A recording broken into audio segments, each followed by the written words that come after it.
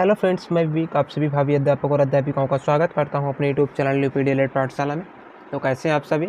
I hope आप सभी बढ़िया होंगे और आप सभी की पढ़ाई लिखाई भी ज़बरदस्त चल रही होगी। तो आज हम लोग देखने वाले हैं डीएलएड फर्स्ट सेमेस्टर के 2020 के क्वेश्चन पेपर को, जो कि हमारा चतुर्थ प्रश्न पत्र गणित का होने वाला है। ठीक है, यदि आपने अभी तक हमारे चैनल को सब्सक्राइब नहीं किया है तो प्लीज़ आप सभी हमारे चैनल को सब्सक्राइब कर लीजिएगा और साथ ही साथ बेल आइकन को भी प्रेस कर लीजिएगा। ठीक है, तो चलिए स्टार्ट करते हैं आज के इस वीडियो को। पहला क्वेश्चन है हमारा वस्तुनिष्ठ क्वेश्चन, और मैं आप सभी को बताना चाहता हूं कि यदि आपने अभी तक कुछ भी नहीं पढ़ा है, आप सिर्फ पास होना चाहते हैं, तो सिर्फ आपको क्या करना है, जितने भी आपके 25 नंबर के पेपर है, ठीक है, तो उसमें आपको क्या करना है, ऑब्जेक्टिव क्वेश्चंस को बहुत अच्छे से कवर करना पड़ेगा और साथ ही साथ जो आपके अतुलघु प्रश्न है, ठीक है, यदि आप इन प्रश्नों को कवर कर लेते हैं तो आप आसानी से पास हो सकते हैं। आप बैग नाम की शब्द से बच सकते हैं। जैसे कि 25 नंबर के जो भी पेपर होते हैं उसमें क्या होता है, 5 हमारे ऑब्जेक्टिव होते हैं, ठीक है, और 6 क्या होते हैं, अतुलघु होते हैं। ठीक है, जैसे ही आप 11 क्वेश्चन अच्छे तरीके से कर लेंगे तो आप बैग शब्द को भूल जाइएगा, आप आसानी से पास हो जाएंगे। ठीक है, और जितने भी हमारे 50 नंबर के पेपर होते हैं, जैसे कि शिक्षण अधिगम हो गया, बाल विकास हो गया और सामाजिक विज्ञान हो गया, तो इसमें क्या होता है, जितने हमारे ऑब्जेक्टिव क्वेश्चन होते हैं, वो कितने ऑब्जेक्टिव क्वेश्चन इसमें आते हैं, तो हमसे ऑब्जेक्टिव क्वेश्चन 15 पूछता है, तो इसमें आसानी से आप पास सकते हैं। ठीक है, 22 नंबर आपको पासिंग मार्क्स सही होता है। ठीक है, और यदि आप 7 अतुलघु भी कर लेंगे ना, और वो आसानी से हो भी जाएंगे, तो आप आसानी से पा सकते हैं। दिक्कत 25 नंबर के पेपर में होती है। ठीक है, यदि आपके ऑब्जेक्टिव 1-2 भी गलत हो गए तो फिर आपको पासिंग मार्क्स लाना भी मुश्किल पड़ जाता है। इसीलिए आप इन ऑब्जेक्टिव क्वेश्चंस को बहुत ही अच्छे तरीके से कवर करिएगा। ठीक है, तो स्टार्ट करते हैं पहले क्वेश्चन से। क्वेश्चन हमारा कि 7534 में 5 का स्थानीय मान क्या है। जिस भी अंक का हमसे स्थानीय मान पूछता है तो सबसे पहले हम उस अंक को ढूंढेंगे। ठीक है, 5 हमें यहाँ पे मिल गया।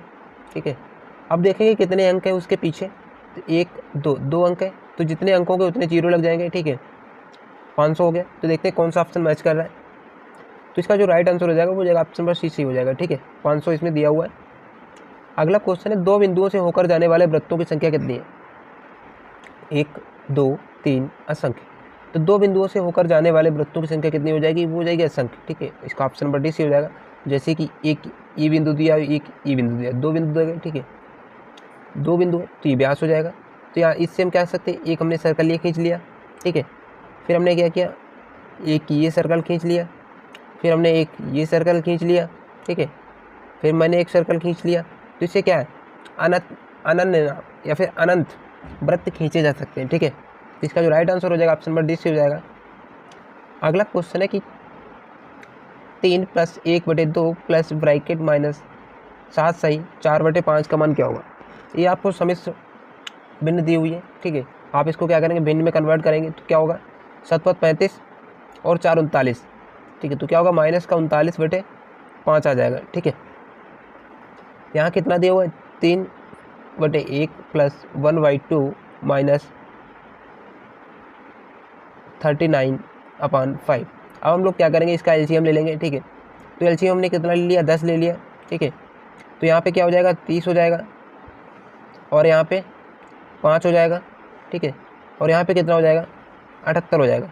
ठीक है, तो 35 - 78 को जब भी हम माइनस करेंगे तो कितना आ जाएगा हमारे पास, -43 आएगा। ठीक है, -43 आ जाएगा और नीचे कितना आ जाएगा, 10 आ जाएगा। ठीक है, अब देखते हैं कौन सा हमें ऑप्शन मैच कर रहा है। तो ऑप्शन नंबर बी दिया हुआ है कि -4 सही 3/10, 10 और 40 और 3 43/10, तो इसका जो राइट आंसर हो जाएगा वो हो जाएगा हमारा ऑप्शन नंबर बी से हो जाएगा। ठीक है, -4 सही 3/10। ठीक है, क्वेश्चन नंबर 4 हमारा, प्रथम क्रमागत 3 अभाज्य संख्याओं का मासा कितना होगा। तो सबसे पहले हमें क्या पता होना चाहिए कि हमारी अभाज्य संख्या क्या होती है। तो अभाज्य संख्या ऐसी संख्या होती है जो सिर्फ खुद के अलावा और दो किसी भी संख्या से ना काटे। ठीक है, जैसे कि सबसे प्रथम अभाज्य संख्या क्या हो जाएगी, 2 हो जाएगी। ठीक है, जो कि सबसे छोटी समअभाज्य संख्या है, फिर सबसे बड़ी समअभाज्य संख्या है। ठीक है, फिर 3 हो जाएगी और फिर 5 हो जाएगी। हमसे क्या पूछ रहा है कि इनका मासा क्या होगा, तो इनका मासा क्या होगा, हाईएस्ट मासा क्या होता है, एचसीएफ होता है। ठीक है, एचसीएफ का होता है हाईएस्ट कॉमन फैक्टर होता है। ठीक है, तो इनमें फैक्टर क्या है, कुछ नहीं है तो सिर्फ 1 हो जाएगा, ठीक है। जब कुछ भी फैक्टर नहीं होता है तो उसका आंसर 1 हो जाता है, ठीक है। तो इसका जो राइट आंसर हो जाएगा ऑप्शन नंबर डी सी हो जाएगा 1, ठीक है। अगला क्वेश्चन है x का x% बराबर 64 है तो x का मान क्या होगा। जैसे कि x है, ठीक है, और x का x% है, ठीक है, तो x/100 हो जाएगा। कितना दिया हुआ है, 64 दिया हुआ है, ठीक है। इसकी क्रॉस मल्टीप्लाई हो जाएगी, यहाँ पे 100 हो जाएगा, ठीक है, और यहाँ पे x स्क्वायर है तो कितना हो जाएगा, x स्क्वायर बराबर 6400 हो जाएगा। तो x बराबर कितना आ जाएगा, 80 आ जाएगा, ठीक है। तो इसका जो राइट आंसर हो जाएगा वो हो जाएगा ऑप्शन नंबर ए से हो जाएगा 80, ठीक है। अगला क्वेश्चन हमारा अति लघु प्रश्न है, यदि एक आयत की लंबाई 60 सेंटीमीटर तथा चौड़ाई 2.5 सेंटीमीटर तो आयत का क्षेत्रफल कितना होगा। ऐसे में आपको क्या करना है, जो आयत का क्षेत्रफल होता है उसका फार्मूला क्या होता है, L इंटू वी होता है, ठीक है। आपको लंबाई दी हुई है 60 सेंटीमीटर और चौड़ाई भी दी हुई 2.5 सेंटीमीटर, तो आप क्या करेंगे, 60 इंटू 2.5 इनकी आपस में मल्टीप्लाई कर देंगे, ठीक है। तो आपको आंसर प्राप्त हो जाएगा, कितना हो जाएगा, 150 इसका राइट आंसर हो जाएगा, ठीक है। अगला क्वेश्चन हमारा क्वेश्चन नंबर 7, 2x - 5 का होल स्क्वायर का मान ज्ञात कीजिए। ये आपको a का मान दिया हुआ है और ये b का मान दिया हुआ है, ठीक है। तो हमसे क्या पूछ रहा है, a - v का होल स्क्वायर पूछ रहा है। तो फार्मूला इसका क्या होता है, फार्मूला होता है a square plus v square minus 2ab, ठीक है। ये हो गया a - v का होल स्क्वायर, ठीक है। अब हम क्या करते हैं, इसको हम इस फॉर्म में एक्सपेंड कर देते हैं। a का स्क्वायर है तो 2x का स्क्वायर हो जाएगा, कितना हो जाएगा, 2x स्क्वायर का जो 2x का स्क्वायर हो जाएगा 4x स्क्वायर हो जाएगा, ठीक है। फिर आपको b का मान 5 दिया हुआ है, b का स्क्वायर पूछ रहा है तो b का स्क्वायर 25 हो जाएगा। फिर हम क्या दिया है, -2ab, तो -2 हो गया, और a का मान 4 है, 2x है, और b का मान 5 है, तो क्या हो जाएगा, 2 दूना 4 पंचे 20 20x हो जाएगा, ठीक है। हमसे यही पूछ रहा है तो इसका जो राइट आंसर हो जाएगा वो हो जाएगा 4x square plus 25 minus 20x, ठीक है। जब भी आप x का मान कितना आ गया, a प्लस 2a, कितना कितना आ गया, 2 में से 1 गया, a हो गया, और b प्लस b 2b हो जाएगा यहाँ पे, ठीक है। तो कितना x का मान आ गया, a प्लस 2b। जब भी आप a माइनस 2b में a माइनस b में a प्लस 2b जोड़ेंगे तो आपको कितना प्राप्त हो जाएगा, 2a प्लस b प्राप्त हो जाएगा, ठीक है। अगला क्वेश्चन है कि 4 अंकों की सबसे बड़ी संख्या और सबसे छोटी संख्या में अंतर बताइए। तो 4 अंकों की सबसे बड़ी संख्या कौन सी दी हुई है, 9999, ठीक है। और 4 अंकों की सबसे छोटी संख्या कौन सी है, तो वो 1000 है। हमसे क्या पूछ रहा है, इनका डिफरेंस पूछ रहा है। तो 9999 में 1000 माइनस कर देंगे तो हमारा जो आंसर है वो निकल के आ जाएगा। तो कितना आ गया, 8999 आंसर निकल के आ गया, ठीक है। ये हमारा राइट आंसर हो जाएगा।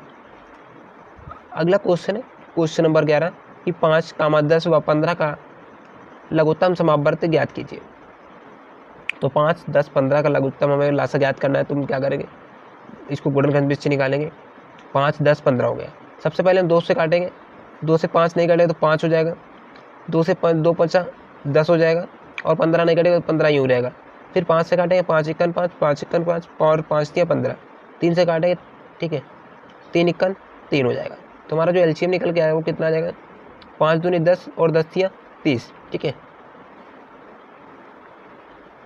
अगले क्वेश्चन पे चलते हैं। क्वेश्चन नंबर हमारा क्वेश्चन नंबर 12 जो कि लघु उत्तरीय प्रश्न है, ठीक है। एक वस्तु 20 रुपये में बेचने पर 5 रुपये की हानि होती है तो प्रतिशत हानि ज्ञात कीजिए। तो क्या दिया हुआ है, वस्तु का क्रय मूल्य 20 दिया हुआ है आपको, और हानि कितनी हो रही है, 5 रुपये की हो रही है। तो क्रय मूल्य निकालने का फॉर्मूला क्या होता है, विक्रय मूल्य प्लस हानि, ठीक है। तो 20 + 5 25 हो जाएगा, ठीक है। और में 5 रुपये की हानि हो रही है, किस पे हो रही है, 25 पे हो रही है, ठीक है। और हमें क्या निकालना है, इसका परसेंटेज निकालना है, परसेंटेज में, ठीक है। तो इंटू 100 हो जाएगा, 25 चक्कू 100 हो जाएगा, 5 चक्कू 20, तो कितना निकल के आएगा, 20% की हानि हो रही है, ठीक है। क्वेश्चन नंबर 13 है कि वह छोटी से छोटी संख्या ज्ञात कीजिए जिसे हम 15, 20, 36 और 48 से अलग अलग भाग दें तो प्रत्येक स्थिति में 8 शेषफल बचे। तो ऐसे में क्या करना है आपको, सबसे पहले दिए हुए नंबर्स का एलसीएम निकालना है, ठीक है। तो क्या करेंगे, आइए देखते हैं। गुणनखंड से हम इसका एलसीएम निकालते हैं, 15, 20, 36 और 48 का। तो सबसे पहले हम क्या करेंगे, 2 से डिवाइड करेंगे इसे, 2 से 15 में भाग नहीं जाएगा तो 15 ही रहेगा। 2 से 20 में भाग करेंगे तो 10 आएगा। 36 में भाग करेंगे तो 18 आएगा। और 48 में भाग करेंगे 2 से तो 24 आएगा। 15 में भाग नहीं जाएगा तो हम इसको फिर से वही एडजस्ट रहने देंगे, ठीक है। 2 से 10 में भाग करेंगे तो 5 आएगा। 18 में भाग करेंगे तो 9 आएगा। और 24 में भाग करेंगे तो 12 आएगा। 15 का 15 ही रहेगा, 5 का 5 ही रहेगा, 9 का 9 ही रहेगा। और जब 2 में 12 में भाग देंगे तो 6 आएगा, ठीक है। फिर क्या करेंगे, 2 से इसमें एक बार फिर से भाग देते हैं, सारा का सारा ये एडजस्ट रहेगा और 2 3 6 हो जाएगा, ठीक है। अब 3 से भाग देते हैं, 5 15, 5 का 5, 3 3 9, 3 1 3, ठीक है। फिर 3 से भाग देते हैं, 5 का 5 ही रहेगा, 3 1 3 हो जाएगा, 1 यहाँ हो जाएगा। फिर 5 से भाग देते हैं तो 5 1 5, 5 1 5 हो जाएगा, ठीक है। तो इस तरीके से हमारा जो एलसीएम निकल के आ गया वो आ गया 720। अब हमसे क्या बोल रहा है कि प्रत्येक दशा में शेषफल 8 बचना चाहिए। तो कैसे बचेगा, जब 8 ज़्यादा होगा ना एलसीएम से तभी बचेगा। तो इसमें हम क्या करेंगे, 8 को ऐड कर देंगे, ठीक है। तो हमारा राइट आंसर हो जाएगा 728 इसका, ठीक है।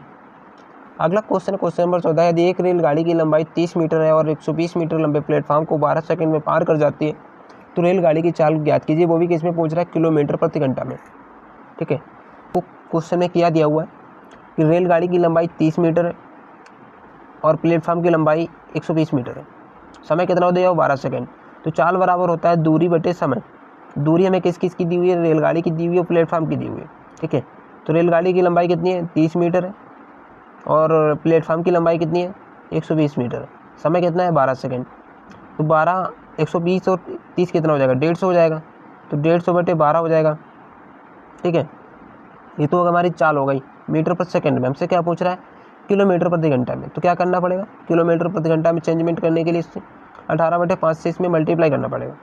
तो 6 दूनी 12 और 6 तियाँ 18, 5 तियाँ 15, ठीक है। 2 15 30, तो 15 तियाँ 45। तो कितना आ गई चाल, 45 किलोमीटर पर आवर आ गई, ठीक है। अगला क्वेश्चन है कि 15 माइनस ब्रैकेट 6 माइनस मंझला bracket plus 5 bracket 4 minus 2 minus 1 पर बार दिया हुआ है, ठीक है। तो ऐसे में क्या करना होता है, सबसे पहले आपको जो भी जिस नंबर पर बार दिया होता है उसको सॉल्व करते हैं। तो हम लोग सॉल्व करेंगे, 2 माइनस 1, 1 बचेगा, 4 में से 1 गया, 3 बचा, ठीक है। 3 प्लस 5 8 हो गया, 8 में 6 में से 8 गया तो -2 हो गया, -2 यहाँ पे माइनस ऑलरेडी लगा हुआ है तो माइनस और माइनस प्लस हो जाएगा तो 15 तो 17 हो जाएगा। तो इसका जो राइट आंसर हो जाएगा वो हो जाएगा 17, ठीक है। आप इसको स्टेप बाय स्टेप सॉल्व कर लेंगे, ठीक है, कोई दिक्कत नहीं होगी। अगला क्वेश्चन है कि यदि पार्श्व चित्र में त्रिभुज का परिमाप ज्ञात कीजिए। यदि a बराबर 3 है और b बराबर 2 है। तो परिमाप क्या होता है त्रिभुज का, तीनों भुजाओं का योग होता है, ठीक है। a का मान कितना दिया हुआ है, 3 और b का मान 2 है। तो a का मान हम यहाँ पे रखेंगे तो 3 दूना 6 हो जाएगा और -2 तो यहाँ पे 4 आ जाएगा, ठीक है। यहाँ पे क्या है, 3 - 2 तो 1 आ जाएगा, ठीक है। यहाँ पे कितना आ जाएगा, यहाँ पे कितना आया था, 4 आया था, यहाँ पे 1, यहाँ पे क्या हो जाएगा, a का मान 3 है तो 3 3 9 और b का मान 2 है तो 7 आ जाएगा, ठीक है। अब हम लोग इन तीनों को जोड़ लेते हैं, 7 1 8 और 8 4 12, तो परिमाप कितना हो जाएगा त्रिभुज का, 12 हो जाएगा, ठीक है, 12 सेंटीमीटर। क्वेश्चन नंबर अगला हमारा कि एक कमरा 15 मीटर 17 सेंटीमीटर लंबा तथा 9 मीटर 2 सेंटीमीटर चौड़ा है। तो इसकी छत के निचले भाग में कम से कम कितने वर्गाकार टाइल लगेंगे। तो सबसे पहले आप क्या करेंगे, ऐसे क्वेश्चंस में जो भी आपको सेंटीमीटर और मीटर में वैल्यू दी हुई है तो उसको आप क्या करेंगे, एक कंबाइंड रूप में सेंटीमीटर में वैल्यू लिख लेंगे। 15 मीटर हो गया, ठीक है, और 17 सेंटीमीटर दिया हुआ है। तो 1 मीटर में क्या होता है, 100 सेंटीमीटर होते हैं, 1500 सेंटीमीटर हो जाएगा, ठीक है। तो 1500 में 17 ऐड करेंगे तो कितना आ जाएगा, 1517 सेंटीमीटर आ जाएगा। वैसे ही चौड़ाई दी हुई है 9 मीटर 2 सेंटीमीटर। तो 9 मीटर में कितने हो जाएंगे सेंटीमीटर, 900 सेंटीमीटर हो जाएंगे। इनको आपस में ऐड करेंगे तो कितना हो जाएगा, 902 सेंटीमीटर हो जाएगा। हमसे क्या पूछ रहा है, SCF पूछ रहा है, ठीक है। तो 1517 और 902 का जो SCF हो जाएगा कितना हो जाएगा, 41 हो जाएगा। टाइल्स की भुजा टाइल्स का जो क्षेत्रफल होगा तो क्या होगा, भुजा गुणा भुजा होता है, ठीक है। तो भुजा गुणा भुजा कितना होगा, 1681 हो जाएगा, ठीक है। फिर जो फर्श का क्षेत्रफल है वो कितना है, 1517 गुणा 902 है। और जो टाइल्स का क्षेत्रफल है वो कितना है, 1681 सेंटीमीटर स्क्वायर है। तो इसमें फर्श के क्षेत्रफल में टाइल के क्षेत्रफल से भाग दे देंगे तो हमारा जो है टाइलों की संख्या निकल कर आ जाएगी कि एक रूम में कितने टाइल लगेंगे। जैसे कि क्या है, ये हमारा कोई कमरा है, ठीक है, इसका क्षेत्रफल कितना दिया हुआ है, तो 1517 गुणा 902 सेंटीमीटर दिया हुआ है, ठीक है। और इसमें क्या है, कुछ इस तरीके से टाइल लगेंगे, ठीक है, जिसमें एक टाइल का जो क्षेत्रफल है वो 1681 सेंटीमीटर स्क्वायर है, ठीक है। तो पूरे के क्षेत्रफल में हम एक टाइल से भाग देंगे तो हमें कितना संख्याएं निकल के आ जाएंगी कि एक छत कमरे में कितने टाइल्स की संख्या लगेगी, ठीक है। हमसे यही पूछ रहा है, तो इसका जो राइट आंसर हो जाएगा वो हो जाएगा 814, ठीक है। क्वेश्चन नंबर 18 है कि किसी कक्षा के विद्यार्थियों द्वारा पूर्णांक 600 में से किए गए कुल अंकों को दर्शाया गया है, आरेख बार ग्राफ दर्शाइए, ठीक है। तो इसमें क्या दिया हुआ है, शिक्षार्थी के दिए हुए हैं और प्राप्तांक दिया हुआ है। तो इसमें हमें क्या करना है, जो भी हमारे शिक्षार्थी और प्राप्तांक का जो दिया हुआ है मान, ठीक है, उसको हमें बार ग्राफ में दर्शाना है, ठीक है। तो आइए दर्शाते हैं इसे। सबसे पहले आप क्या लिखेंगे, इधर नीचे विद्यार्थियों के नाम लिखेंगे, ठीक है, और इधर क्या लिखेंगे, प्राप्तांक लिखेंगे। नमिता ने कितना प्राप्तांक गेन किया, तो 450 किया, तो 450 इसको 450 पॉइंट तक ले जाएंगे इसको, ठीक है। फिर एक रेखा खींच देंगे। नमिता ने 300 गेन किया है, तो नमिता को 300 पे जाके रोक देंगे इसको, ठीक है। और दीप्ति ने 400, तो 400 तक ले जाएंगे इसे। अजय 350, तो 350। अमर 500, तो 500 तक ले जाएंगे इसे। और नाजिया 550 तक ले जाएंगे इसे, ठीक है। तो हमारा क्या है, पाई ग्राफ बनकर तैयार हो गया। सबसे पहले तो आपको ध्यान रखना है इसमें कि आपको विद्यार्थियों की संख्या को नीचे असाइन करना है और जो प्राप्तांक दिया है इसको ऊपर असाइन करना है, ठीक है, ताकि बार ग्राफ आसानी से खींचा जा सके, ठीक है। तो दोस्तों आप सभी कमेंट बॉक्स में बताइएगा कि आज की वीडियो कैसी रही। यदि वीडियो अच्छा लगा हो तो प्लीज़ आपसे भी हमारे चैनल को सब्सक्राइब कर लीजिएगा और बेल आइकन को प्रेस कर लीजिएगा। साथ ही साथ PDF आने के लिए आप हमारे टेलीग्राम चैनल को भी ज्वाइन कर सकते हैं। Thank you for watching. मिलते हैं नेक्स्ट वीडियो में, तब तक के लिए टेक केयर, बाय बाय।